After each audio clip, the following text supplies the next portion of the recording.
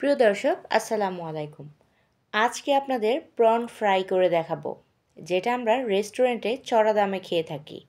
বাসায় তৈরি করা খুবই সহজ আর খেতেও দারুণ মজার হয়। তো চলুন দেখে নিই আজকের রেসিপি। প্রন নিয়েছি ৮ পিস, আর এটাকে আমি এখন কেটে নিব আর আপনাদের দেখাবো কিভাবে আমি কেটে নিচ্ছি। প্রথমেই এখানে যে প্রনের পাগুলি আছে সেগুলো আমি কাঁচি দিয়ে কেটে নিচ্ছি, আর মাথাটা পুরোপুরি আমি ফেলে দিচ্ছি। তারপর উপর থেকে কাঁচি দিয়ে একটু চিড়ে নিচ্ছি, এতে করে খোসাটা ছাড়িয়ে নিতে সুবিধা হয়। আর লেজটা আমি ফেলবো না, লেজটা একটু রেখে দেব, এতে করে দেখতে সুন্দর লাগে। উপর দিয়ে চিড়ে নেওয়ার কারণে রগটা টান দিলেই বের হয়ে আসে। তো সম্পূর্ণ পরিষ্কার হয়ে গিয়েছে, আমি সবগুলোকে ধুয়ে নিয়েছি। তারপর এভাবে একটু চেপে চেপে নিচ্ছি, প্রথমে ছুরি দিয়ে আমি কেটে নিচ্ছি।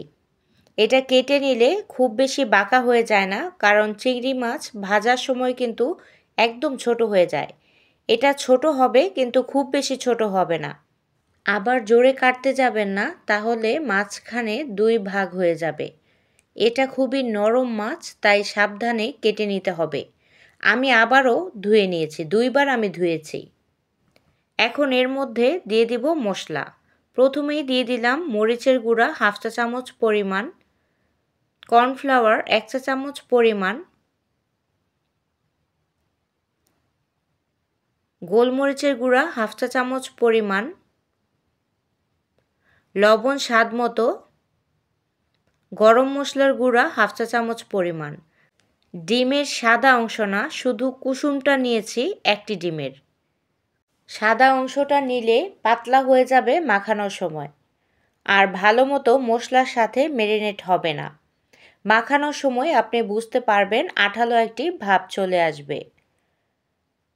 আমি খুবই অল্প পরিমাণে নিয়েছি, আমার বাসায় চিংড়ি মাছ শুধু আমিই খাই, এজন্য আবার মনে করবেন না খুব কম হয়ে গিয়েছে, এগুলো আমিই খাবো।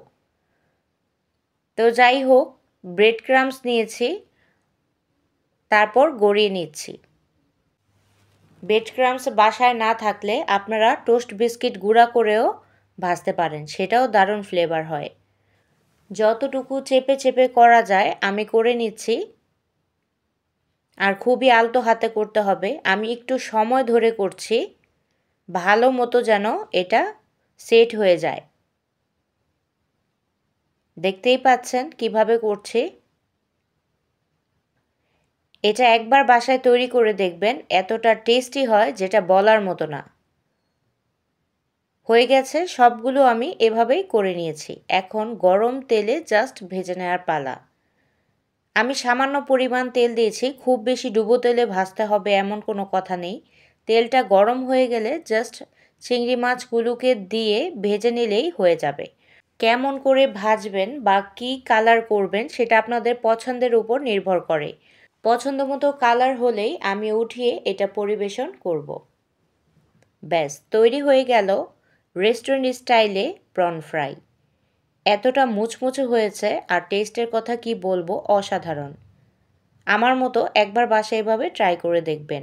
রেসিপি ভালো লাগলে ফ্রেন্ডস অ্যান্ড ফ্যামিলির কাছে শেয়ার করে দিবেন, আর আমার চ্যানেলের পাশেই থাকবেন। আর ফেসবুকেও আমার চ্যানেলটি একই নামে পেয়ে যাবেন। আজ এই পর্যন্তই, ভালো থাকবেন সবাই, আল্লাহ হাফেজ।